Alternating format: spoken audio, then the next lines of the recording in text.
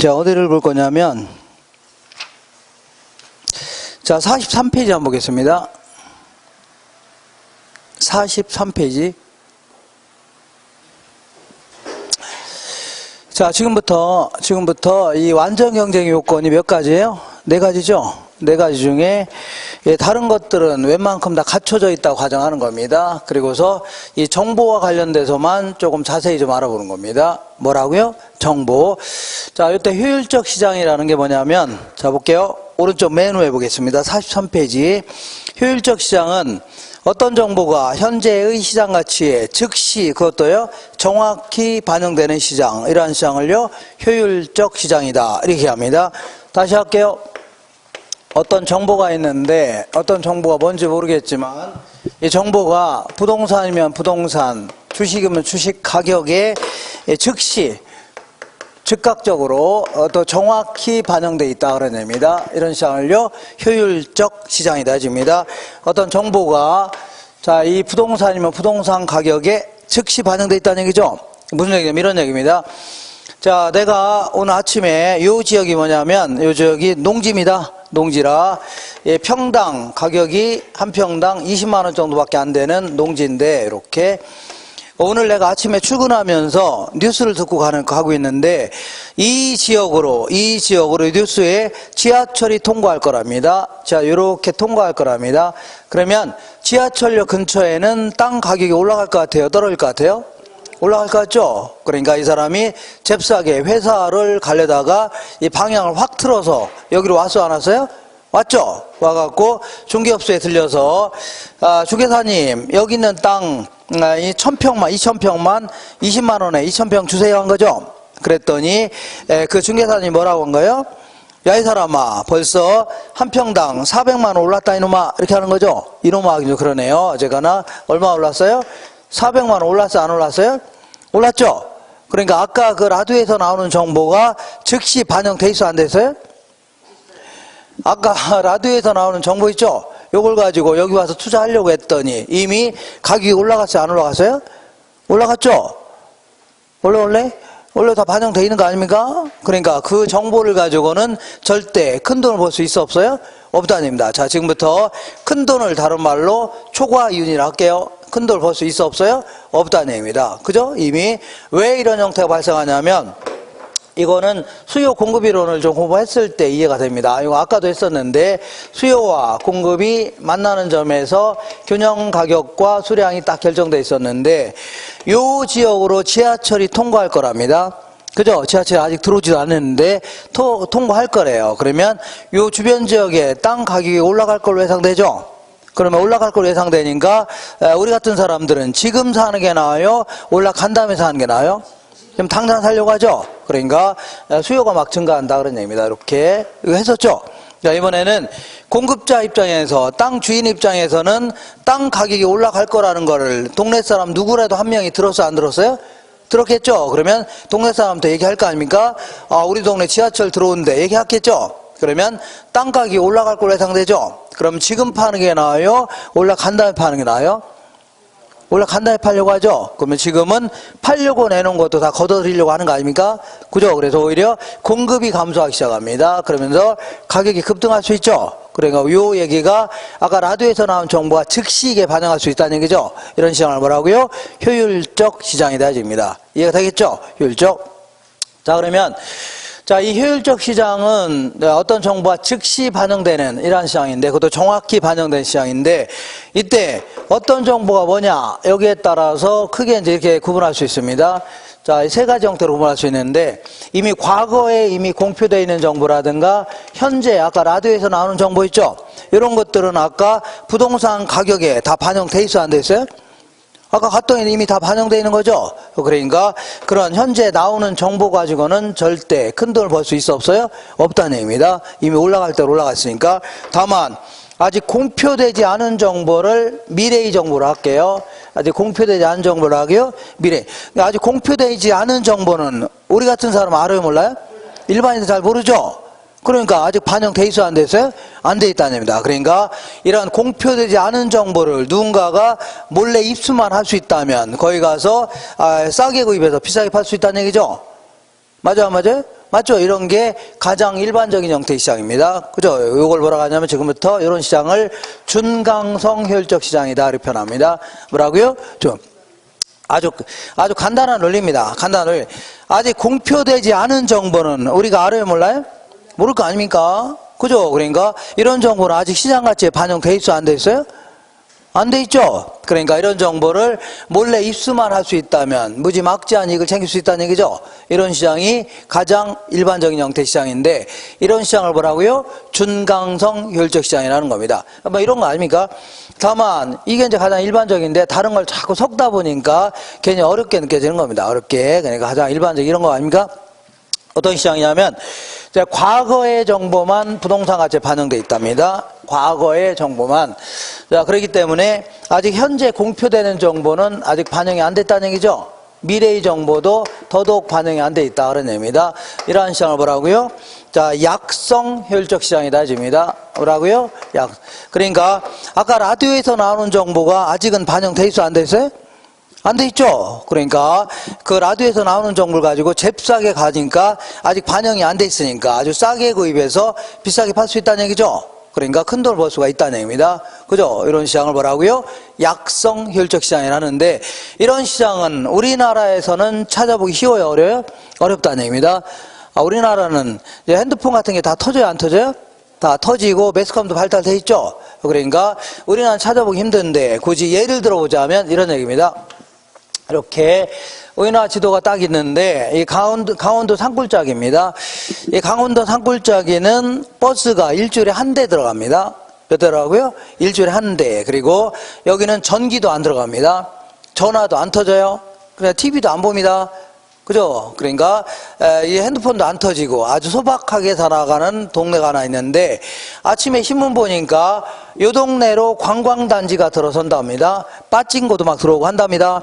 그러면 동네 땅가격이 올라갈 거 예상돼요? 안 돼요? 예상되죠? 근데 아직은 이 동네 사람 알아요, 몰라요? 모를 수도 있겠네요. 그죠? 그러면 잽싸게 가서 땅을 싸게 구입해서 비싸게 팔 수도 있겠죠? 이런 시장을 뭐라고요? 약성 효율적 시장이다 입니다.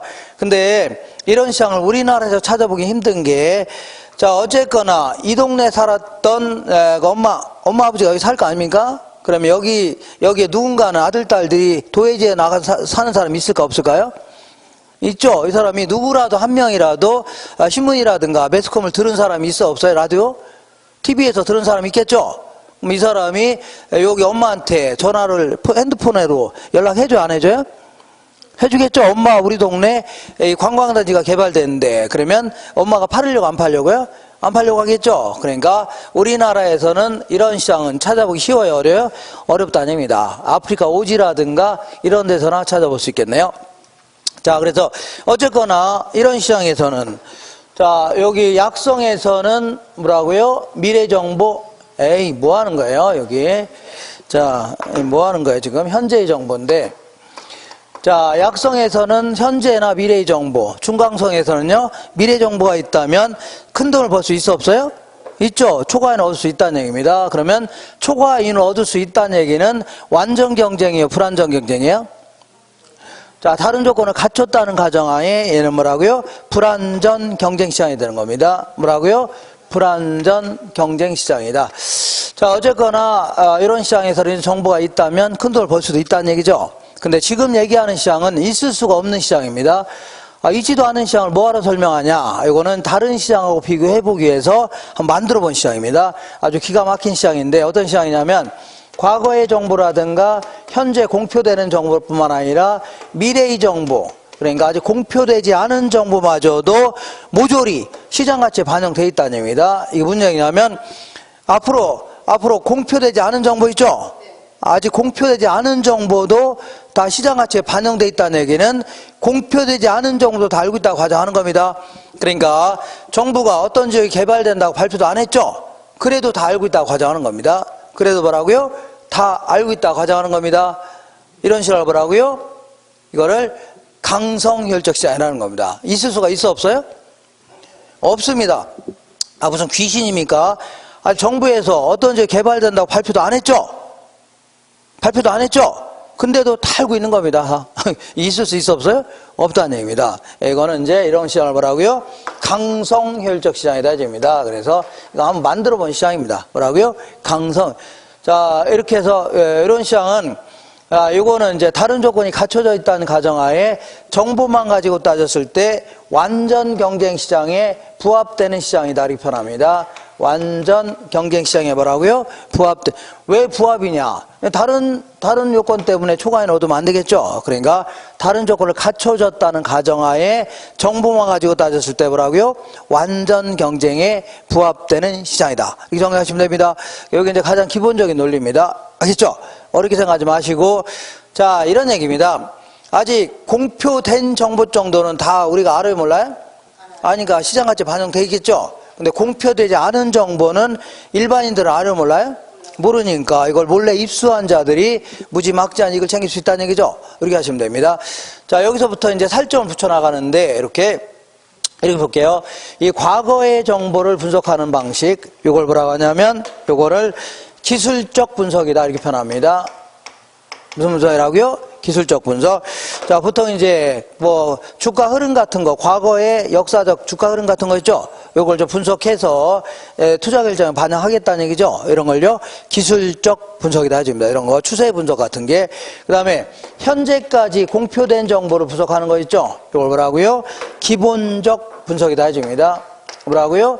기본적. 과거의 정보뿐만 아니라 현재 라디오에서 나오는 정보 있죠. 예를 들어서 자, 어떤 기업이 재무제표를 공시했다. 그러면 나름대로 분석해 볼 수 있어 없어요? 이런 걸 기본적 분석이라는 겁니다. 어떤 기업이 중국으로 요번에 공장을 진출하겠답니다. 그러면 어떤 경제적 효과가 있는지 나름대로 분석해 볼 수 있어 없어요? 있죠. 이런 걸 뭐라고요? 기본적 분석이라는 겁니다. 근데 요거 아주 자주 물어보는데 상당히 헷갈려 하십니다. 요번 기회에 한번 잘 정리해 보세요. 시도해 보세요. 자, 그러면 먼저 약성에서는 과거의 정보는 다 반영돼 있어 안 돼 있어요? 돼 있죠? 그것도 정확히 반영되어 있는 거 아닙니까? 그러니까 과거의 정보를 백날 분석해야 큰돈 벌 수 있어 없어요? 과거의 정보가 이미 다 정확히 다 반영되어 있는 거죠? 맞죠? 그러니까 기술적 분석 백날 해야 소용이 있어 없어요? 없다는 얘기입니다. 그럼 자, 질문해 볼게요. 약성 효율적 시장에서는 기본적 분석을 통하여 초과이윤을 얻을 수 있다. 맞아, 틀려요? 자, 약성에서는 기본적 분석을 통하여 초과이윤을 얻을 수 있다. 맞아, 틀려요? 맞는 겁니다. 왜냐하면 약성에서는 현재까지 정보는 반영이 안 돼 있는 거죠? 현재 정보 반영 안 됐잖아요. 그러면 라디오에서 뭔가 나오면 나름대로 분석해야 돼, 안 해야 돼요? 해야 되는 거 아니면 이걸 기본적 분석이라는 겁니다. 그죠? 그러니까 이 기본적 분석을 통하여 뭘 얻을 수가 있다고요? 초과이윤을 얻을 수 있는 겁니다. 그럼 질문해 볼게요. 준강성 효율적 시장에서는 기본적 분석을 통하여 초과이윤을 얻을 수 있다. 맞아, 틀려요? X입니다. 왜냐하면 현재까지 정보도 다 반영돼 있어 안 됐어요? 그것도 정확히 반영돼 있는 거죠? 그러니까 현재까지 정보를 분석하는 기본적 분석을 백날 해야 큰 돈을 못 법니다. 이때는 어떤 정보가 있어야 돼요? 공표되지 않은 정보가 있어야 큰 돈을 벌 수 있는 겁니다. 어떤 정보라고요? 공표되지 않은 정보. 그러면 강성에서는 어떠한 정보를 가지고도 큰 돈을 벌 수 있어 없어요? 없다니. 왜냐하면 공표되지 않은 정보도 다 반영돼 있어 안 돼서요? 그것도 정확히 다 반영돼 있죠? 그러니까 정보를 가지고는 절대 큰 돈을 벌 수 있어 없어요? 없다는 얘기입니다. 이런 시장을요 강성 효율적 시장이라는 겁니다. 되겠죠? 이렇게. 자, 요거 별거 아닌데 상당히 어려워합니다. 이렇게. 그러면 우리 시험에서는 보통 이제 요 정도까지 물어보는 게 일반적입니다. 아시죠? 물어보는 게 일반적인데 어쨌거나 이 완전 경쟁 시장은 누구라도 절대 뭘 못 얻어요? 초과는 못 얻는 거죠? 그럼 정상적인 이윤밖에 못 얻는 거 아닙니까? 맞죠? 그러니까 초과이윤을 얻는다는 얘기는 어떤 자원이 한쪽으로 몰리는 거 아닙니까? 그럼 누군 손해본다는 얘기죠? 이런 걸요 비효율적으로 자원이 배분됐다 표현합니다. 어떻게 하라고요? 비효율적. 근데 누구라도 정상적인 이윤밖에 못 얻는다. 그 먹고 살 만큼의 이윤밖에 못 얻는다는 얘기죠? 이런 걸요 자원이 효율적으로 배분됐다 해줍니다. 뭐라고요? 자원이 효율적으로 배분됐다. 그러면 여기서부터 쭉 나가서 이제 추가적으로 이런 얘기를 해볼게요. 자, 불안정 경쟁에서는 얘네들은 이러한 정보가 있다면 뭘 얻을 수가 있다고요? 초과 이윤을 얻을 수 있어 없어요? 있죠? 한 장 넘기시면 그 얘기하는 겁니다. 44페이지. 그러면 이러한 초과인을 얻으려면 하다못해 국토교통부에 있는 삼촌한테 아니면 시청에 있는 직원한테 수리해도 한 장 사야도 안 사야 돼요? 사야 되죠. 그러니까 정보 비용이 소요된다는 얘기입니다. 정보 비용이. 근데 국토교통부에 있는 삼촌한테 100원어치 술을 사는 이유가, 아니면 100원어치 골프 접대하는 이유가 100원의 이익을 얻으려고 골프 접대하나요? 그건 아니겠죠. 100원의 이익을 얻으려고 술 사는 거 아니겠죠. 엄청나게 큰 이익을 얻으려고 술 사는 거죠. 그죠? 그러니까 이렇게 다른 게 일반적이라는 얘기죠. 그죠? 이러니까 투기가 존재할 수 있는 거 아닙니까? 그죠? 이렇게 투기가 존재하는 겁니다. 근데 자, 이런 시장은, 지금 얘기하는 시장은 찾아보기는 힘드는데 있을 수는 있습니다. 찾아보기 힘든데 뭐라고요? 있을 수 있어요. 자, 어떤 지역으로 이마트가 만약에 약간 논리를 좀 이해하기 쉽게, 이마트가 어떤 지역에 들어가게 되면 그 동네는 땅가격이 올라갈 수도 있는 거죠. 그런데 이마트가 어떤 지역에 들어간다는 것을 이마트 직원들, 임직원들 알아요, 몰라요? 알 수도 있는 거죠. 그리고 자기가 직접 투자한다고 해서, 아니면 이 정보를 누구한테 발설을 한다고 해서 회사를 잘리거나 이런 거 없다고 시작. 그죠? 그리고 정보시장도 누구한테 살짝 정보를 넘기는 게 아니라 공개적으로 운영한다고 시작. 여러 사람이 와서 정보를 살려고 한다는 얘기죠. 그러면 어떤 지역으로 이마트가 들어서서 거기서 땅을 구입하게 되면 500원 정도의 이익을 얻을 수 있는 정보가 있다고 시작. 이 정보를, 자, 이 정보시장이 매우 공개적입니다. 뭐라고요? 공개적이에요.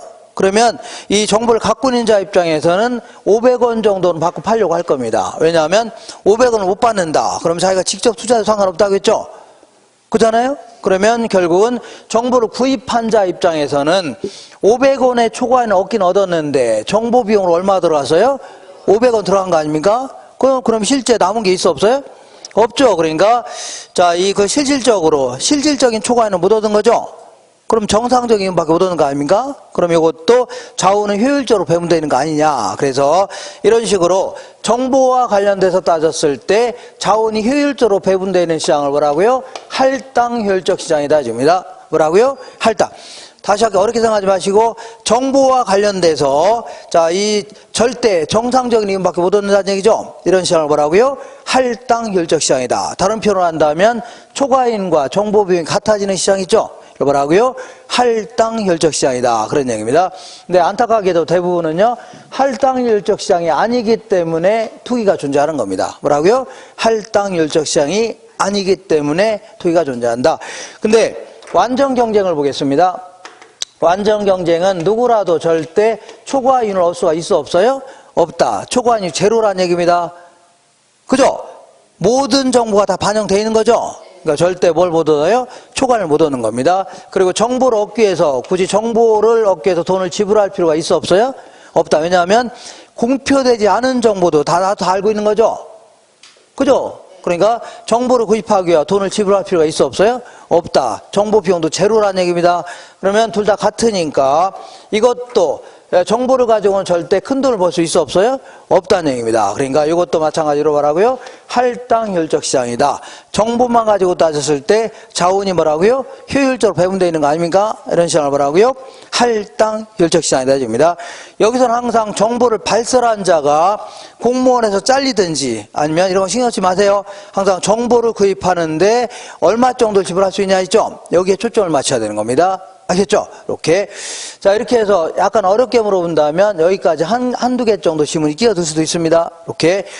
자, 이렇게 해서 그래서 여기 결론입니다. 44페이지 딱 중간 볼게요.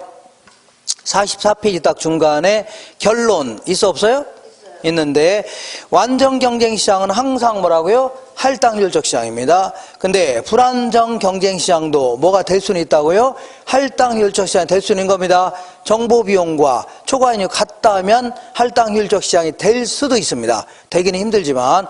그다음에 정보 비용이 존재하는 이유는, 자, 우리 완전 경쟁에서는 정보 비용이 존재해요, 안 해요?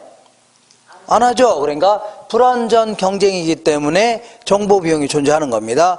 그 다음에 투기가 발생하는 이유는 불완전 경쟁이라도 이런 시장일 경우는 투기가 존재할 수 없는 겁니다. 뭐라고요?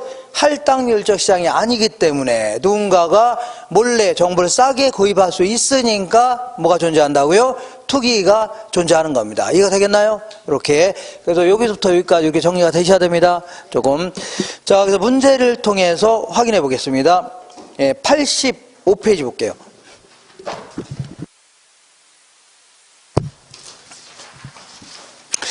자, 85페이지에 찾으셨나요? 85페이지 찾았죠? 왼쪽 보겠습니다. 왼쪽에 2번 볼게요. 부동산 시장의 특성과 기능에 관한 설명 중 옳은 것은 1번에 부동산 시장은 수요와 공급이 조절이 쉽지 않아 단기적으로는 가격이 왜곡될 가능성이 높죠. 단기적으로 수요 때문에 가격이 결정될 가능성이 매우 높아집니다. 부동산 시장의 특징 중 하나는 특정 지역에 다수의 판매자와 다수의 구매자가 존재한다. 틀렸죠? 이건 고가성, 지역성 때문에 특정 지역마다 소수의 판매자와 소수의 구매자가 존재한다는 얘기죠. 이렇게 줘야 됩니다. 세 번째, 부동산은 개별성이 강하기 때문에 부동산 상품별로 시장 조직화가 가능하다가 아니라 얘는 직거래가 될 수밖에 없죠. 그러니까 시장 조직화가 곤란하다 이렇게 줘야 됩니다. 시장 조직화가 어떻다고요? 곤란하다. 그다음에 부동산 거래는 그 성질상 고도의 공적인 경향을 띈다. 이런 표현 나오면 틀린 겁니다. 왜냐하면 우리나라는 자본주의예요? 사회주의예요? 사회주의 같은 경우는 정부가 땅을 갖고 있으면서 다 통제합니다. 고도의 공적인 경향을 띠지만 자본주의 국가에서는 개인의 사유재산제를 인정해요? 안 해요? 해야죠. 그래서 자기 나름대로 마음대로 사용수익 처분할 수 있는 겁니다. 그죠? 근데 내가 한 활동이 남한테 피해를 주면 돼요? 안 돼요? 안 되죠. 그러니까 공익을 해치지 않는 범위 내에서는 당연히 뭐라고요? 사익은 존중돼야 됩니다. 그렇기 때문에 고도의 공적인 경향을 띈다. 이런 표현은 잘못된 표현입니다. 되겠죠? 그 다음에 5번 볼게요. 부동산 시장은 국지성의 특징이 있기 때문에 균질적인 가격 형성이 가능하다가 아니라 지역마다 이질적인 가격이 형성된다 해줘야 돼요. 다 다르다는 얘기죠? 이질적인 가격이 형성된다 해줘야 됩니다. 그 다음에 3번 볼게요. 부동산 시장에 관한 설명 중 틀린 것은 부동산 거래에 필요한 정보 습득에는 일반적으로 많은 비용이 소요되죠. 우리 맥주 구입하는데 뭐 많은 비용이 필요할 필요 없는 거죠. 근데 부동산은 다 다르고 지역성, 개별성 이런 것 때문에 많은 정보가 필요합니다. 그러니까 자, 이 부동산 확인 설명서 이런 게 필요한 겁니다. 2번 볼게요. 부동산 공급에는 상당한 시간이 소요되기 때문에 수요가 급증하더라도 공급이 적시에 이루어지지 못하는 경우가 많다는 얘기죠. 맞는 겁니다. 공급에는 시차가 존재하고 시간이 꽤 걸린다는 얘기입니다. 부동산 상품이 물리적으로 동일하더라도 경제적, 법적 성질이 다르면 상품의 성격은 달라지죠. 그러니까 똑같이 생긴 아이파크 아파트라 하더라도 이 지역은 지하철이 들어와 있고 이 지역은 쓰레기 매립장이 들어왔다. 그러면 이게 훨씬 더 비싸겠죠. 그 다음에 똑같은 땅이라 하더라도 똑같이 100평이라 하더라도 얘는 일반적인 땅이고 얘는 그린벨트 땅이다. 그럼 이게 훨씬 더 싸겠죠. 이런 식으로 경제적, 법적 성질이 다르면 성격 자체가 달라지는 겁니다. 그 다음에 4번에 부동산은 고가이기 때문에 자금 조달 가능성이 시장 참여에 영향을 미친다는 얘기죠. 자금 조달이 쉽냐, 쉽게 빌릴 수 있냐 이런 거에 따라서 시장 참여에 많은 영향을 줄 수 있는 겁니다. 부동산 경기가 상승 국면에 접어들면 상승 국면일 경우에는 가격도 일반적으로 올라간다고 했죠? 올라가죠? 그러면 아닌가요? 아까 상승 국면, 회복이라든가 상향시장을 얘기합니다. 그러면 가격도 올라가죠? 그러면 매도자는 나중에 팔려고 하는데 매수자는 얼른 구입하려고 하죠? 그러니까 매도자가 그 시장을 지배할 수밖에 없는 겁니다. 그래서 부동산 경기가 상승 국면에 들어서면 시장은요, 구매자 주도 시장이 아니라 판매자 주도 시장 혹은 매도자 주도 시장으로 바뀝니다. 그렇게 해줘야 돼요. 한 장 넘겨보겠습니다. 87페이지. 자, 87페이지가 아니라 87페이지 조금 이따 하기로 하고 89페이지 보겠습니다. 89페이지. 시장의 효율성에 관련된 설명이다. 가장 옳은 것은 약성 효율적 시장에서는 시장 참여자들은 자, 약성에서는 과거의 정보는 다 반영돼 있어 안 됐어요? 돼 있죠. 근데 현재 정보는 반영돼 있어 안 됐어요? 안 돼 있으니까 현재까지 정보를 분석하는 걸 뭐라고요? 기본적 분석을 하는 겁니다. 그럼 기본적 분석을 통하여 큰 돈을 벌 수 있다는 얘기죠. 이렇게 1번 약성효율적 시장에서는 시장 참여자들은 기본적 분석을 통하여 초과인을 얻는 것은 가능하다. 맞는 겁니다. 2번 볼게요. 준강성 효율적 시장에서는 시장 참여자들의 현재 공표되는 정보를 이용한다면, 자, 얘는 현재까지 정보는 다 반영돼 있어 안 됐어요? 돼 있죠. 그러니까 현재까지 정보를 분석하는 걸 기본적 분석이라고 하는 거 아닙니까? 이걸 통해서는 절대 큰 돈을 못 법니다. 그러니까 현재 공표되는 정보를 이용한다면 초과인을 얻을 수 있다가 아니라 없다 해줘야 됩니다. 세 번째, 강성에서는 어떠한 정보도 이미 다 반영돼 있어 안 돼서요? 공표되지 않은 정보마저도 다 반영되어 있는 거죠. 그러니까 어떤 정보를 가지고도 절대 뭘 못 얻어요? 초과를 못 얻는 겁니다. 읽어볼게요. 강성효율적 시장에서는 시장 참여자들은 공표되지 않은 정보가 있다면 초과인을 획득할 수 있을 것이다 아니라 공표되지 않은 정보가 있다 하더라도 초과인은 획득할 수 없습니다. 알겠죠? 그러니까 어떤 정보로도 초과인을 못 얻는 겁니다.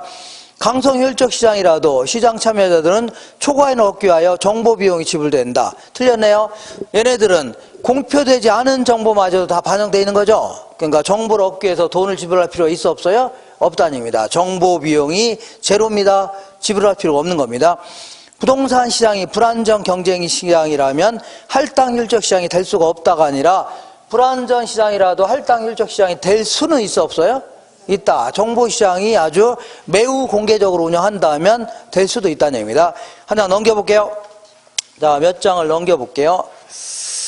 자, 92페이지 한번 보겠습니다. 92페이지 1번 보겠습니다. 1번. 부동산 시장의 효율성에 관련된 설명 등 옳은 것은 부동산 시장은 대부분 강성효율적 시장이며 시장 참여자들은 초과인을 누릴 수가 없다. 틀렸네요. 대부분은요, 준강성효율적 시장입니다. 뭐라고요? 준강성. 그렇기 때문에 시장 참여자들은 공표되지 않은 정보가 있다면 초과인을 누릴 수 있습니다. 초과인을 누릴 수 있다 해줘야 됩니다.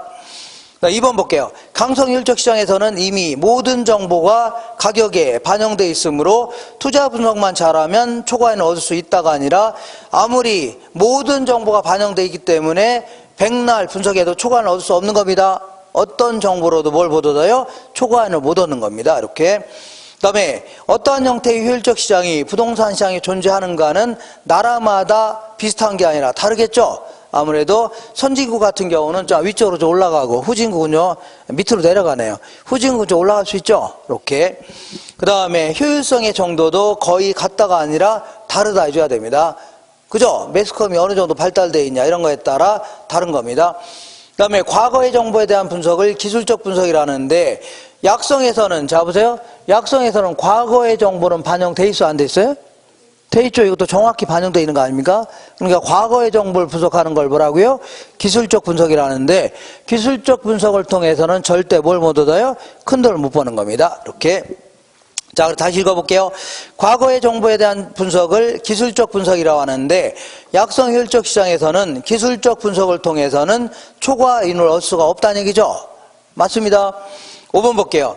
준강성 효율적 시장은 새로운 정보가 공표되는 즉시 가격에 반영되는 시장으로 공표된 자료를 토대로 투자 분석한다면 초과인을 얻을 수 있어 없어요? 없습니다. 왜냐하면 현재까지 정보는 다 반영되어 있는 거죠.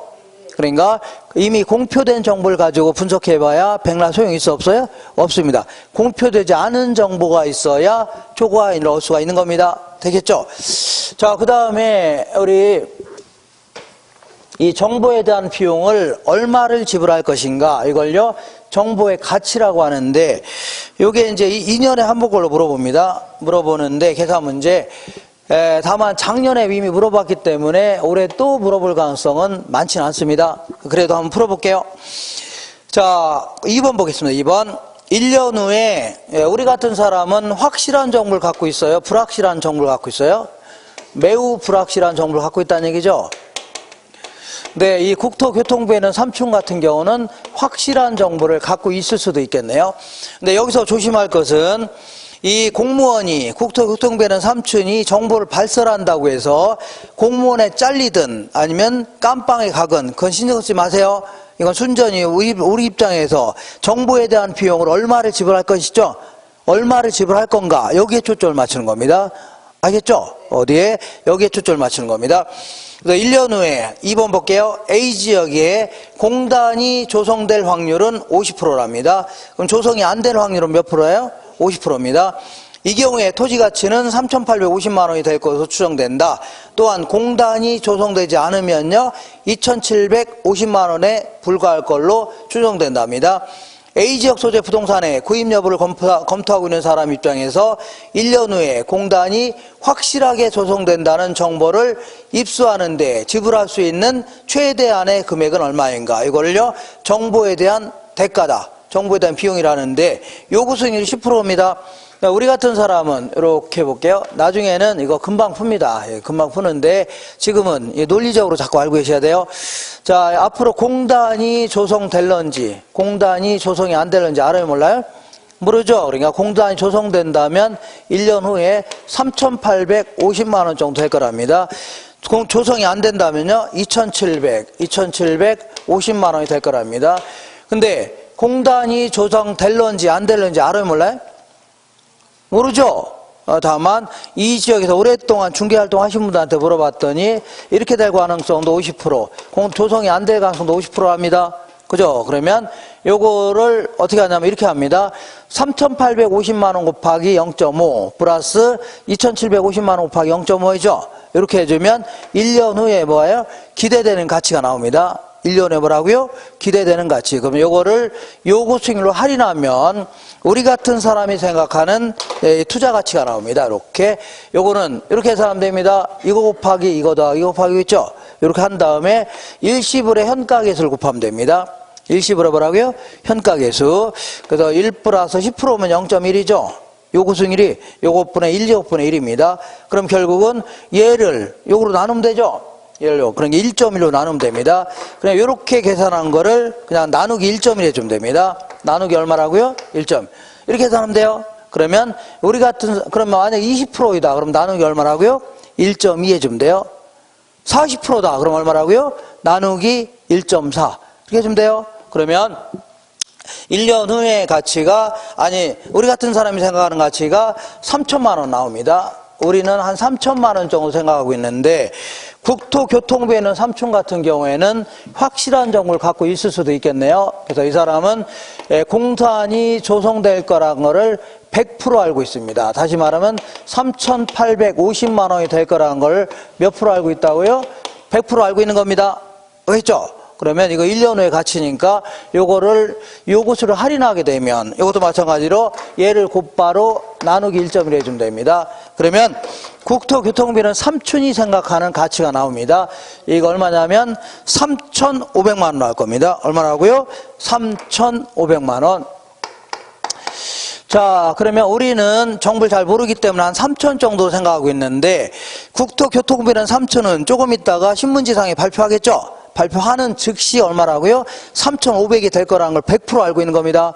그죠? 그러면 우리 입장에서는 굳이 이 정보를 구하고자 한다면 이 차이만큼을 최대한 지불할 이유가 있다는 얘기죠? 그죠? 여기다 못 미치면 좋지만 최대한 이만큼 지불할 이유가 있다. 이 500만 원을요, 정보의 가치라는 겁니다. 뭐라고요? 정보의 가치. 그러니까 요거는 이제 실전에서는 금방 풉니다. 큰 거 곱하기 확률, 작은 거 곱하기 확률 있죠? 그 다음 나누기 1.1에 좀 나옵니다. 그러다가 큰 거에다 나누기 1.1을 하죠. 차이가 바로 뭐라고요? 정보 가치입니다. 숙달되면 금방 해요. 금방 합니다. 그래서 나오면 이렇게밖에 안 나와요. 안 나오니까 이렇게 하시고, 자, 곧바로 우리 그 강의 노트 보겠습니다. 뭐 이렇게 써놓으니까 되게 복잡하죠? 나중에는 뭐 이렇게밖에 안 나오고 이거 곱하기 이거 더하기 이거 곱하기 이거 하면 뭐가 나와요? 안 나와요? 나오면 나누기 1.1 해주면 이렇게 됩니다. 거기다가 큰 거 나누기 뭐라고요? 1.1 해주면 돼요. 자, 이렇게 해서 효율적 시장과 관련된 얘기를 쭉 살펴봤습니다. 자, 이번에는 주택시장을 좀 살펴볼게요. 45페이지에, 자, 45페이지 아래쪽에 보면 주택시장 있어 없어요? 오른쪽 아래 주택시장 있죠? 요거는 우리 교재에는 뭐 185페이지에 있는데, 그 빨강 책, 거기 책 있죠? 그거보다는 가능하면 요걸 가지고 끝까지 가시는 게 좋습니다. 요거 가지고 항상 어떻게 하고 다니라고요? 요렇게 끼고 다니시면서, 이렇게 목욕탕 갈 때도 항상 요거 비닐로 같은 거 있죠? 이렇게 싸서 이제 목욕탕도 들어가서 가만히 앉아있으면 뭐합니까? 시간만 낭비하니까 그때 이제 이걸 꺼냅니다. 꺼내 이렇게 딱 보고 이렇게 하세요. 이렇게 해서 그렇게 공부했더니 그 90점이 나왔다는 그 확인되지 않은 사실이 좀 있습니다. 그래서 자, 그래서 어디 볼 거냐면 우리 주택시장을 분석할 때 자 볼게요. 45페이지 맨 아래쪽에 우리 물리적 측면에서 분석한다면 전부 다 이질적인 제어가 될 수밖에 없는 겁니다. 자, 그러니까 이럴 경우에는 이 부동산 시장을 분석하는 게 매우 곤란하다 이렇게 표현합니다. 예를 들어서 자, 제가 이제 예전에 살았던 아파트가 이제 316동 801호입니다. 김포에 316동 801호에 살았었는데 요 아파트는 김포에는 요거 하나밖에 없는 거죠. 왜냐면 요 위치에 요 층수에 앞집도 아니고 요거는 김포에서 하나밖에 없는 겁니다. 그러면 자, 한국에서는 몇 개 있는 거예요? 한국에서는 몇 개 있는 거예요? 하나. 그러면 아주 어려운 얘기를 질문해 볼게요. 우주에서는 몇 개 있어요, 요게? 하나밖에 없는 겁니다. 그러니까 우주 통틀어서 이렇게 생긴 걸 갖고 있는 건 나밖에 없는 거죠. 그럼 나는 어마어마한 독점자가 되는 겁니다. 그럼 아까 얘기한 대로 독점자는 자기 마음대로 가격을 결정할 수 있어 없어요? 아까 있다고 했잖아요. 독점자는. 그럼 지 마음대로 가격을 결정하는데 이 지역의 시세가 2억이니까 2억밖에 안 되는데 10억을 받겠다. 받을 수 있나요? 그렇게 하면 안 되죠. 이런 식으로 분석하는 것은 의미가 없다는 얘기입니다. 그죠? 물리적 측면에서 분석하는 것은 분석에 의미도 없고 분석도 곤란하다는 얘기입니다. 근데 효용적 측면에서 분석해 볼게요. 효용적 측면에서 분석한다면 동질적인 제어가 될 수 있다. 그런 얘기입니다. 그러다 보니까 완전 경쟁식으로 분석이 가능하다. 이렇게 표현합니다. 무슨 얘기냐면 자, 요 316동 801호가 요건데 사람들은 요걸 이용하나 얘를 이용하나 별 만족감 차이가 없다는 얘기죠. 그럼 똑같은 거에 될 수 있겠네요. 얘를 이용하나 만족감의 차이가 없다는 얘기죠. 효용이라는 겁니다. 이렇게 뭐 이렇게 그러니까 얘랑 비슷한 것들은 널려 있겠죠. 그죠? 그러면 결국은 이런 부동산은 똑같은 거니까 다수의 공급자하고 다수의 수요자가 만나서 시세가 결정될 수 있죠. 2억. 이렇게 분석하는 게 가장 합리적인 분석이 되는 겁니다. 이때 용어 하나 정도 기억할게요. 자, 이 주택이 인간에게 주는 만족감, 효용, 이걸 뭐라고요? 주택 서비스 이렇게 표현합니다. 뭔 서비스라고요? 주택 서비스다. 이렇게 이 정도. 그러니까 주택 서비스 측면에서 분석한다면 동질적인 제어가 될 수 있다는 얘기죠. 이렇게 해서 분석하는 게 가장 합리적인 분석이다. 이렇게 하시고 한 장 넘겨보겠습니다. 우리 맥주가 부족하면 새로 만들 수 있어 없어요? 곧바로 새로 만들 수 있는 거죠. 그죠? 근데 주택이 부족하다. 아파트가. 그러면 만들 수는 있지만 시간이 걸려요, 안 걸려요? 꽤 걸릴 거 아닙니까? 작게는 2년, 많게는 3년, 4년도 걸릴 수 있는 거죠. 그잖아요? 그리고 또한 주택이라는 게 한번 쓰고 나서 버리는 거예요? 내구성이 강한 제가 있죠. 그러니까 생산 기간도 오래 걸리고 한번 지어놓으면 50년, 60년 막 쓸 수 있는 거죠. 그잖아요? 그러다 보니까 때로는 주택시장을 분석할 때는 이렇게 내구성이 강한 제약이기 때문에 특정 시점에 존재량을 가지고 분석할 수도 있고 이렇게 일정 기간 동안에 새로 만들어 파는 양 있죠? 요걸 가지고 분석할 수도 있는 겁니다. 예외적으로 일반 경제학과는 뭐라고요? 예외적으로 주택시장 같은 경우는 내구성도 강하고 생산기간이 꽤 오래 걸린다는 얘기죠. 그러다 보니까 특정 시점에 존재량을 가지고 분석하기도 하고 이걸 뭐라고 하냐면 주택 유량이라는 표현을 씁니다. 죄송합니다. 주택 뭐라고요? 저량. 그 다음에 일정 기간 동안에 새로 만들어 파는 양 있죠? 이걸 가지고 분석하기도 합니다. 이걸 뭐라고요? 주택 유량이라는 표현을 쓸게요. 주택 뭐라고요? 유량. 자, 다시 할게요. 특정 시점에 존재하고 있는 양을 가지고 분석하는 걸요. 주택 저량이다. 그 다음에 일정 기간 동안에 새로 만들어 팔려고 하는 양 있죠? 요걸 가지고 분석하는 걸요. 주택 유량이라는 표현 씁니다. 자, 그러면 자, 이 문제를 통해서 확인해 볼게요. 46페이지에 맨 아래에서 네 번째 줄에 2번 보겠습니다. 만약 현재 밑줄 쳐볼게요. 현재 밑줄 쳤나요? 그러면 현재니까 무조건 뭐라고요? 주택 저량을 얘기하는 겁니다. 뭐라고요? 주택 저량. 그럼 현재 자, 이 우리나라에 총 1,500만 채의 주택이 존재한답니다. 우리나라에 뭐라고요? 1,500만 채의 주택이 존재한대요. 근데 그 중에서 100만 채가 공가로 남아 있답니다. 100만 채가 비어 있다는 얘기죠. 그러면 몇 채가 소비되어 있는 거예요? 1,400만 채가 소비되어 있는 거죠. 자, 지금부터 이름을 붙여볼게요. 이 1,500만 채를요, 주택 저량의 공급량 해줍니다. 요 1,400만 채를요, 주택 저량의 수요량. 그리고 100만 채가 비어있죠? 요거를 공가다 해줍니다. 뭐라고요? 비어있다는 얘기죠? 이런 식으로 이제 분석할 수 있다는 얘기입니다. 이렇게 특정 시험의 존재량을 가지고 분석할 수 있고, 그 다음 이번에는 이렇게 볼게요.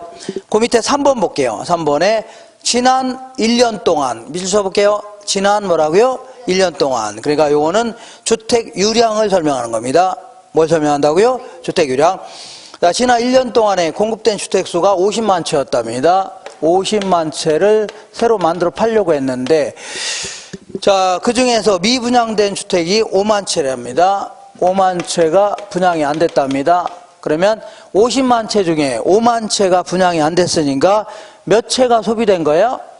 45만 채가 소비된 거네요. 자, 이름을 붙여볼게요. 자, 이 50만 채를 뭐라 하냐면 주택 유량의 공급량 해줍니다. 그 다음에 이 45만 채를요, 주택 유량의 수요량 해줍니다. 그리고 1년 동안에 5만 채가 분양이 안 됐네요. 이걸요, 미분양됐다 해줍니다. 뭐라고요? 미분양됐다. 이렇게 해서 이런 식으로 해서 주택시장을 분석한 다음에 나중에 뭐 필요로 하는 양 같은 거 있죠? 이런 걸 쭉 따져볼 수도 있겠네요. 이런 식으로 분석하는 걸요, 이걸 주택시장 분석이다 해줍니다. 이 정도 하시고, 자, 이번에는 그러니까 어렵게 생각하지 마시고 저기다 탁탁 한번 집어넣어 보세요. 연습해 보시면 됩니다. 그 다음에 이번엔 이런 얘기를 해볼게요. 우리나라 이게 주택시장 전체의 주택시장입니다. 자, 임대가 됐든 매매가 됐든 주택 전체의 시장인데 이 시장에서 균형 가격과 뭐 수량이 이제 결정되어 있다고 쳐볼게요. 이렇게. 그러면 자, 요 가격이 뭐 비싸든 싸든 아니면 임대료가 비싸든 싸든 어쨌거나 시장 기능을 통해서 주택을 사거나 임대 받을 수 있는 가구가 1,000만 가구라고 추자. 자, 볼게요. 자, 어쨌거나 요게 이제 임대주택이 됐든 매매주택이 됐든 임대료가 비싸든 싸든 아니면요 구입 가격이 비싸든 싸든 어쨌거나 시장 기능을 통해서 주택을 구입할 수 있는 가구가 아니면 임대받을 수 있는 가구가 얼마라고요? 1,000만 가구라고 간주해보자. 근데 우리나라 전체 가구는 1,500만 가구랍니다. 그러면 나머지 500만 가구는 시장 기능을 통해서는 집을 구입할 수 없거나 아니면 빌릴 수도 없는 가구가 있다는 얘기죠. 극빈층들, 아주 극빈층들은 하루하루 먹고 살기 힘든 사람들이 있어 없어요? 있을 거 아닌가. 이런 분들을 방치해 놓고서 이게 바로 성공한 사회냐 이렇게 할 수는 없다는 얘기죠. 그러면 이걸 어떤 형태로는 정부가 이제 이걸 개입해 갖고 해결해야 되겠죠. 이런 가구, 그죠? 그거 굶어 죽게 할 수는 없는 거 아닙니까? 겨울철에 그 추운 데 가서 나가 살게 할 수는 없는 거죠. 그러니까 정부 어떤 형태로든 임대를 좀 지원해 준다든가 공공 임대 아파트 지어서 공급한 거나 이렇게 해줘야 되겠죠. 이렇게. 그래서 지금부터 요걸 뭐라고 하면 주택 소요 개념이다 이런 겁니다. 뭐라고요? 주택 소요. 요거는요, 시장 기능을 통해서 해결할 수 있다는 얘기죠. 뭐라고요? 주택 수요 개념이라는 겁니다. 뭐라고요? 주택 수요. 자, 볼게요. 자, 주택 수요라는 것은 지금까지 수요 공급 이론에서 공부한 겁니다. 자, 이거는 경제상의 개념으로 구매력을 갖춘 유효 수요를 얘기하는데, 이건 돈 좀 있는 사람이죠? 이런 사람을 대상으로 한 개념을요, 주택 수요라는 겁니다. 근데 소요는요, 오른쪽에 사회 정책적으로 필요로 한 양 있죠? 요걸 얘기하는 겁니다. 요거는 주로 이제 무주택자, 특히 극빈층을 대상으로 한 개념을 뭐라고요? 주택 소요라는 겁니다. 누굴 대상한다고요? 극빈층을 대상으로 하는 개념인데, 요거는 정부가 직접 나설 수밖에 없는 겁니다. 이렇게 해줘야 돼요. 자, 이렇게 해서 요 용어 정도 정리하시고, 자, 지금부터 여과 현상이라는 걸 공부할 겁니다. 주거 분리와 여과 현상이다. 이런 것들.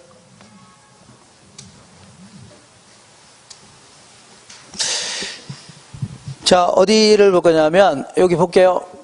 이렇게 볼게요. 이렇게 본다면, 이 동네마다 이렇게 어떤 경계를 사이에 두고 이렇게 이 경계가 뭐 8차선 도로가 될 수도 있고 아니면 강이 될 수 있고 뭐 어떤 철로가 될 수 있는데 어쨌거나 어떤 경계를 사이에 두고 이런 동네는요 이 저소득층이 거주하고 있고 이런 동네는요 고소득층이 거주하고 있다는 얘기죠. 아, 동네마다 잘 사는 동네도 있고 못 사는 동네도 있어 없어요? 달동네도 있죠. 이런 걸 뭐라고요? 주거분리 현상이라는 겁니다. 뭐라고요? 주거분리. 한번 읽어볼게요. 주거분리는 자, 이 주거 수준별로 그 주거 지역이 분리되는 현상을 얘기하는데 얘는요 도시 전체에서 나타나기도 합니다. 예를 들어서 분당 같은 경우에는 좀 잘 사는 동네 아닙니까? 그렇지만 옛날에 뭐 옥수동이라든가 금호동 뭐 이런 거기 친구들이 많이 있어서 아니면 그런 데 있죠. 약수동 이런 데가 예전에는 좀 봉천동이라든가 이런 데는 조금 이제 아무래도 그 저소득층이죠 많이 살았습니다. 도시 전체에서 나타나기도 하고 근린 지역에서 나타날 수 있다는 얘기죠. 바로 옆 동네에서도 발생할 수 있는 겁니다. 하다못해 어떤 지역을 재건축하게 되면 이익이 생길 수 있죠. 그래도 재건축 초과이익 환수에 관한 법률에 따라서 이 초과이익에 대해서 상당 부분을 정부한테 지급해야 되는데 어떤 식으로 지급하라고 하냐면 아파트 지어서 이걸 정부한테 기부 체납하라고 합니다. 한두 동 지어서 이렇게 기부 체납하라고 합니다. 그러면 여기에다가는 극빈층들을 임대를 시킵니다. 그죠? 그러면 같은 아파트 단지 내에서도 잘 사는 사람들, 못 사는 사람이 있다는 얘기죠. 이런 식으로 분리될 수 있는 겁니다. 자, 그러면 볼게요. 왜 이 동네는 전체적으로 고가주택으로 계속 남는 거고 이 지역은요 전체적으로 저가주택으로 남나 그런 얘기죠. 무슨 얘기가 있네? 그러니까 이런 얘기입니다. 이 지역은 자, 이 한 15억이나 20억 정도 되는 고급 주택촌입니다. 집 한 채 얼마라고요? 15억, 20억 대는 고급 주택촌인데 그 중에 일부 주택이 보니까 욕실 같은 게 깨지고 부서지고 파손되고 철망 같은 게 그 방충망 같은 게 막 목이 막 들어오고 한다는 얘기죠. 유행도 지나고 그죠? 그러면 욕실 같은 거 개량하려면 개량 비용이 들어가요 안 들어가요? 들어갈 텐데 개량 후에 가치 증가를 비교해 봤더니 얘가 더 크다는 얘기죠. 그러니까 한 2천만 원 정도 들여서 욕실을 딱 개조했더니 나중에 팔 때는요 한 5천 더 붙여 팔 수 있다는 얘기죠. 왜냐하면 집 가격이 워낙이 비싼 동네이기 때문에 충분히 그 이상 붙여 팔 수 있다는 얘기입니다. 알겠죠? 그러니까 이런 동네에서는 개량하려고 안 하려고요? 하려고 하죠. 그러니까 전체적으로 다 고급 주택으로 남을 수밖에 없는 겁니다. 근데 요 지역 볼게요. 요 지역은 3천만 원짜리 저급 빌라촌입니다. 얼마짜리라고요?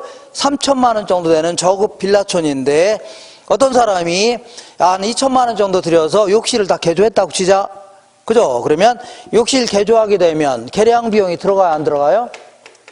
개량 비용이 들어가는데 개량 후에 가치 증가를 비교해 봤더니 개량 비용이 더 크다는 얘기죠. 그러니까 자 3천만 원짜리 저급 빌라촌인데 여기다가 2천만 원 들여서 욕실을 개조했더니 나중에는 팔 때 2천만 원 더 붙여 팔 수 있나요? 아니 빌라 가격이 3천만 원밖에 안 되는데 거기다 2천 원 어떻게 붙입니까? 그죠? 그러니까 기껏해 한 300만 원 붙일 수밖에 없다는 얘기죠. 그러니까 이런 경우는 자꾸 개량하려고 안 하려고요? 안 하려고 하죠. 그러니까 전체적으로 다 계속이요 저급 주택 얘는요 계속 고급 주택으로 남는다는 얘기죠. 그러니까 얘네들은 개량하게 되면 주변 때문에 이익을 볼 수 있죠. 그러니까 정의 외부 효과가 작용된다 집니다. 이런 지역은 개량하게 되면 주변 때문에 피해 본다는 얘기죠. 이걸요 부의 외부 효과가 작용된다 집니다. 되셨죠? 그러니까 자 이거는 전체 주택 중에 그 동네 전체 중에 일부 주택에 대해서 얘기하는 겁니다. 그래서 얘기하는 건데 자 이 지역도 시간이 꽤 지나 봐요. 뭐가 지난다고요? 시간이 꽤 지나면 아파트 같은 것도 전체적으로 낡고 노후화돼 안 나야 돼요?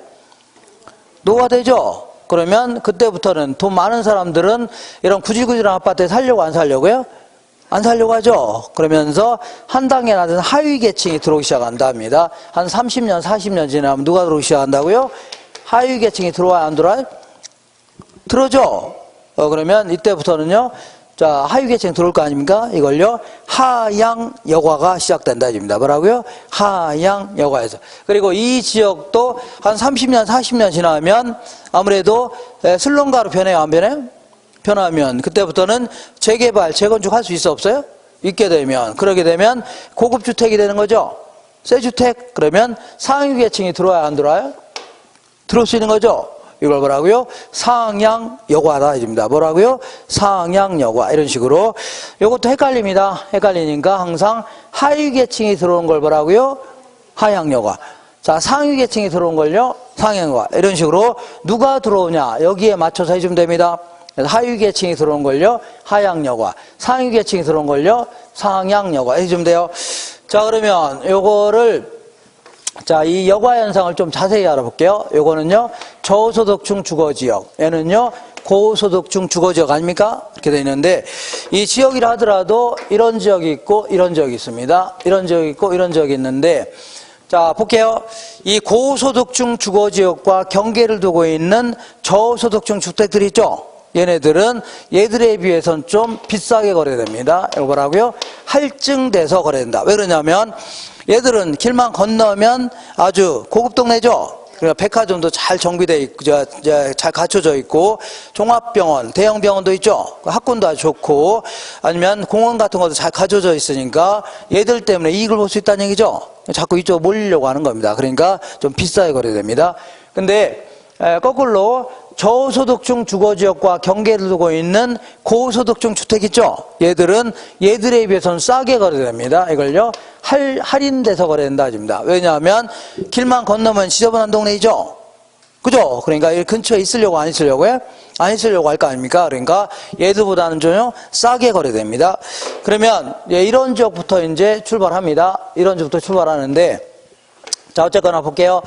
자, 이런 지역도 그러지 않아도 싸게 거래하는 거 아닙니까?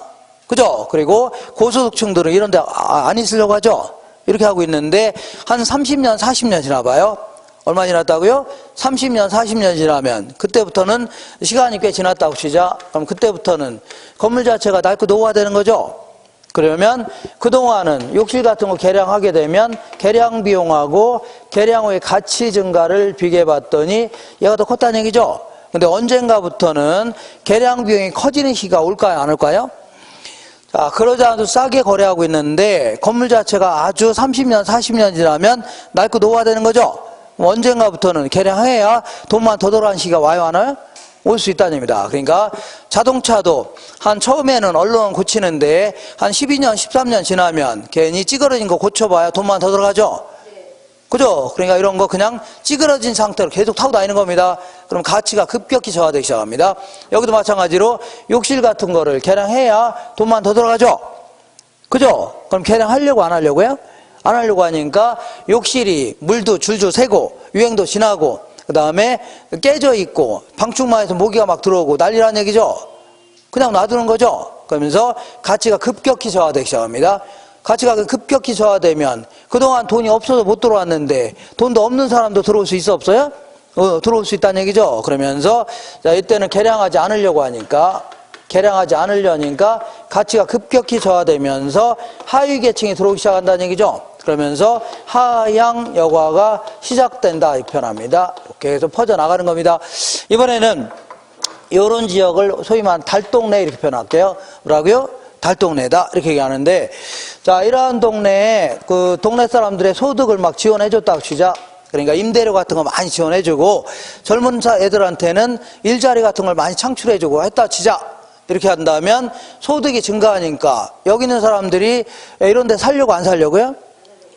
소득도 많이 지원해주고 좋은 일자리 갖고 하면 결국은 막 다른 데 이사하려고 하죠. 옆 동네로. 좋은 동네로 가려고 할 거 아닙니까? 그러면 그러니까 소득 같은 거 지원해주면 저가주택, 여기서 저가주택은 여기 있는 주택을 얘기합니다. 저가주택에 대한 수요가 감소하기 시작합니다. 그러니까 이게 무슨 얘기예요? 이 동네 살으려고 안 살려고요? 안 살려고 한다는 얘기입니다. 그러니까 그때부터는 여기서 말하는 개량 비용은 재건축 비용을 얘기합니다. 개량 비용과 개량 후에 가치 증가를 비교해 봤더니 얘가 더 크다는 얘기죠. 그러니까 자, 이 주민들이 그 달동네에 이렇게 들어 차 있을 때는 이분들 내보내려면 쉬워요, 어려워요? 어려웠다는 얘기죠. 근데 알아서 다들 나가셔도 안 나가셨어요? 다 나가셨죠? 그러니까 밀어버리고 재건축하는 게 훨씬 더 사회적, 경제적 측면에서 이익이 크다는 얘기죠. 그러니까 개량하려고 하겠네요. 뭐라고요? 개량을 하려고 한다. 그럼 여기서 개량은 뭐라고요? 재건축을 얘기합니다. 그러면 개량하게 되면 새 주택이 들어와 안 들어와요? 새로운 주택이 들어오죠. 그럼 이때부터는요 상위 계층이 들어올 수 있겠네요. 그래서 상향 여과가 시작된다 해줍니다. 이렇게. 자, 여기서 아주 논리 자체가 어렵지 않은 논리인데 자꾸 이런 식으로 설명하다 보니까 어렵게 느껴지는 겁니다. 그러니까 동네라도 점점 낡고 노화되면 자, 이 하위 계층이 들어오는 거죠. 재건축하게 되면 또 상위 계층이 들어오는 거 아닙니까? 이걸 자꾸 이렇게 어렵게 설명하니까 힘들어지는 겁니다. 자꾸 상식적으로 접근하셔야 돼요. 어떤 식으로 하고요? 상식적으로 접근하셔야 됩니다. 이렇게. 근데 이걸 왜 여과현상이라고 하냐면 여기를 재건축하게 되면 새 주택이 되는 거죠. 맞죠? 그럼 새 주택이 되면은 하위 계층은 들어올 수 있어 없어요?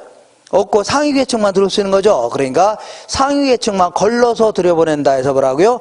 여과 현상이라는 겁니다. 뭐라고요? 여과 현상. 그다음 한 장 넘겨볼게요. 넘겨보시면 거기 불량주택의 문제다 해서 자, 여기 있는 주택들을 소위 말하는 불량주택이다 해줄게요. 무슨 주택이라고요? 달동네 주택을 불량주택이라는데 왜냐하면 안전에도 문제가 있고 위생에도 문제가 있다는 얘기죠. 그러니까 우리 홍수나고 태풍 불고하면 여기 있는 사람이 피해보는 거 아닙니까? 그리고 쓰레기 분리수거 이런 게 제대로 안 되니까 위생에도 문제가 있는 거 아닙니까? 그죠? 그런데 이 불량주택의 문제는 이거는 정부 어떤 형태로든 해결해야 되죠. 같이 함께 살아가는 동시대에 누구는 무지막지하게 잘 살고 누구는 못 사는 것도 문제가 되는 거 아닙니까? 그래서 그러면 이거를 달동네를 보상금 주고 보상금 주면서 쫓아냈다는 얘기죠. 그러면서 재건축하겠다, 재개발하겠다 그럴 경우는 이 사람들은 이런 식으로 해결하게 되면 이 사람들은 보상금을 많이 받아요, 못 받아요? 아니, 이 땅 가격이 얼마나 된다고 보상금 받습니까? 그 다음에 그리고 무허가 주택도 많죠. 그러니까 철거와 같은 수단을 통해서 보상해봐야 이분들은 갈 데가 있어 없어요? 없습니다. 그러면 또 다른 산 밑으로 모여드는 거죠. 해결책이 될 수 없는 겁니다. 그러면 누차 얘기하지만 여기 살고 있는 독거 노인분이 계신데 할아버지가 계신데 할아버지가 한 달 내내 폐지를 주워다가 여기다가 이제 고물상에 팔게 되면 한 달에 한 20만 원 벌 수 있다고 시작. 얼마 번다고요? 20만 원. 그러면 이거를 15만 원 정도는 월세 내야 돼, 안 내야 돼요? 내야 되겠죠? 그래 5만 원하고 남는 5만 원하고 정부에서 지원해주는 주거급여 같은 거 있죠? 이걸 가지고 근근히 생활을 한다고 치자. 근데 어떤 사람이 지나가다가 할아버지 왜 이렇게 거지 같은 집에 살아요? 그러면 할아버지가 이렇게 얘기할 겁니다. 야 이놈아 돈이 없어서 그런다 할 겁니다. 그잖아요? 그러니까 이 할아버지도 돈만 있으면 좋은 동네 가서 살고 싶어요? 안 살고 싶어요? 살고 싶죠? 그죠? 근데 왜 여기 살고 있냐면 이 15만 원 주고 살 수 있는 집이 필요하니까 존재하는 겁니다. 무슨 얘기 하겠네? 덜렁 15만 원 내고 살 수 있는 집이 필요하니까 존재하는 겁니다. 이해가 되겠죠? 그러니까 돈만 많이 생겨봐요. 그러면 다른 동네 이사 가요, 안 가요? 갈 수 있죠. 그러니까 이거는 자연스럽게 철거할 수도 있는 겁니다. 그러니까 이거는 결코 시장 실패가 아닙니다. 이거는 저소득이 문제지 결코 뭐라고요? 이거는 시장 실패가 아닙니다. 그러니까 이걸 해결할 수 있는 유일한 방법은 철거 같은 수단은 절대 해결 수단이 안 됩니다. 뭐가라고요? 소득만 지원해주면 자연스럽게 나가요, 안 나가요? 나갈 거 아닙니까, 그 동네? 그러면 그때 이제 밀어버리고 재개발하는 게 훨씬 더 이익이 크다는 얘기죠. 이렇게 하시면 됩니다. 자, 지금까지 한 거를 문제를 통해서 확인해 보겠습니다. 95페이지 볼게요. 95페이지 찾으셨나요? 자, 1번에 오른쪽 아래 보겠습니다. 응용 예상 문제. 주거분리와 주택의 여과과정 이론에 대한 설명 중 틀린 것은 주거분리란 고소득층 주거지역과 저소득층의 주거지역이 분리되는 현상. 맞죠? 2번에 주거분리는, 자, 여기는 왜 자꾸, 자, 여기는 아까, 자, 15억, 20억 정도 되는 주택인데, 이거를 욕실 같은 거 개량하게 되면, 자, 개량 후에 가치 증가도 크다고 했죠? 그러니까 자꾸 개량하려고 하는 겁니다. 왜 그래요? 주변 때문에 이익을 볼 수 있다는 얘기죠? 그 얘기하는 겁니다. 주거분리란 주택 소비자가 정의 외부 효과 편익은 추구하려고 하고 부의 외부 효과 피해는 피하려는 동기에서 비롯된다는 얘기죠. 맞는 겁니다. 세 번째, 저소득층 주거지역에서 주택 보수를 통한 가치 상승분이, 자 보세요. 저소득층 주거지역에서 주택 보수를 통한 가치 상승분이 보수 비용보다 크다면, 자 보세요. 보수 비용보다 크죠? 그럴 경우는 개량하려고 안 하려고요? 하려고 하겠네요. 그러니까 크다 하면 하향 여과가 아니라 뭐라고요? 상향 여과가 발생할 수 있다. 무슨 여과라고요? 상향 여과가 발생할 수 있다. 그 다음에 고소득층 주거지역과 인접해 있는 저소득층 주택은 여기는 요것들은 뭐라고요? 할증료가 붙어서 거래되고, 맞네요. 그 다음에 저소득층 주거지역과 인접해 있는 고소득층 주택들은요, 얘네들은 할인돼서 거래될 것이다. 맞네요. 뭐라고요? 할인돼서 거래된다 해줍니다. 그 다음에 한 장 넘겨볼게요. 자, 97페이지. 요거는 문제 나오면 요 정도에 답하면 돼요. 다른 거 하지 마세요. 자, 아까 다시 한번 연습해 볼게요. 다시. 자, 우리 주택시장을 분석할 때는 특정 시점에 존재량을 가지고 분석하기도 하고 일정 기간 동안에 새로 만들어 파는 양 있죠? 요걸 가지고 분석하기도 합니다. 특정 시점에 존재량을 가지고 분석하는 걸요, 주택 저량이라는 표를 씁니다. 그 다음에 일정 기간 동안에 새로 만들어 파는 양을 가지고 분석하는 걸요, 주택 유량이라는 겁니다. 이렇게. 자, 그러면 이렇게 볼게요. 이렇게 보겠습니다. 자, 3번 볼게요. 97페이지 오른쪽 아래 3번. 2018년 1월 1일 현재니까 뭐라고요? 주택 저량입니다. 주택 통계조사 결과 우리나라에 900만 호의 주택이 있답니다. 몇 호가 있다고요? 900만 호의 주택이 있는데 이렇게. 자, 이 중에서 50만 호가 공가로 남아 있답니다. 이 중에서 몇만 호라고요? 50만 호가 공가로 남아 있대요. 몇 채가 소비되어 있는 거예요? 850만 호가 소비되어 있네요. 자, 이 900만 호를 뭐라고요? 주택 저량의 공급량. 얘를 뭐라고요? 주택 저량의 수요량 해주는 겁니다. 그 다음에 이번에는 작년 한 해 동안이니까 뭐라고요? 주택 유량을 얘기하는 겁니다. 작년 한 해 동안에 공급된 주택수가 40만 채였는데 몇 채라고요? 40만 채가 공급됐는데 이 중에서 35만 채가 팔렸답니다. 35만 채가 소비됐답니다. 그러면 몇 채가 분양이 안 된 거예요?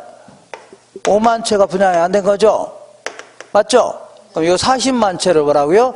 주택 유량의 공급량. 이 35만 채를요, 주택 유량의 수요량. 이렇게 해서 정리하시고, 자, 이때 옳은 것은 2번만 맞는 겁니다.